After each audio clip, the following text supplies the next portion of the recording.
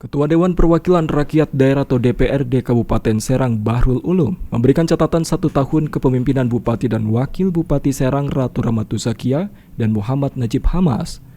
Dirinya menilai masih banyak yang belum tercapai. Salah satu catatannya belanja OPD yang belum maksimal di semester pertama kuartal kedua. Bahrul Ulum mengatakan dari sisi program pemerintahan perjalanan 1 tahun Zakia Najib sudah on the track. Namun harus dilihat pula dari sisi output yang dirasakan masyarakat secara langsung. Jika dari sisi administratif, program dan agenda-agenda sudah on the track atau bagus, namun dari sisi kebermanfaatan output program yang sudah berjalan di tengah-tengah masyarakat. Dan ini yang harus dilihat secara utuh, agar bagusnya bukan hanya di tataran pemerintah saja, akan tetapi di kalangan masyarakat juga.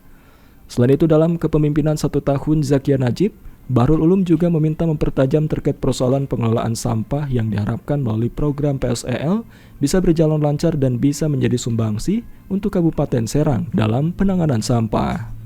Pertama, kalau dari sisi program pemerintahan, perjalanan 1 tahun ini udah on the track. Tinggal kemudian kita lihat dari sisi output yang dirasakan masyarakat secara langsung. Kalau dari sisi administratif, kemudian dari sisi program, dari sisi agenda-agenda ini udah on the track. Nah, saya kira ada penilaian yang bagus.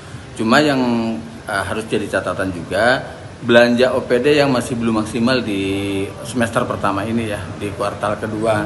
Sehingga saya harapannya bahwa belanja-belanja OPD ini yang berkaitan langsung dengan kebutuhan masyarakat, yang berkaitan langsung dengan pelayanan publik agar bisa secepatnya dilakukan. Agar apa? Agar tidak mepet waktu di akhir tahun anggaran.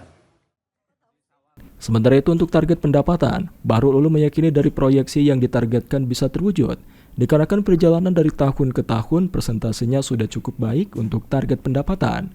Namun yang harus menjadi catatan belanja OPD yang masih belum maksimal di semester pertama kuartal kedua, dan pihaknya berharap belanja-belanja yang berkaitan langsung dengan kebutuhan masyarakat dan pelayanan publik agar tidak mepet waktu di akhir tahun anggaran.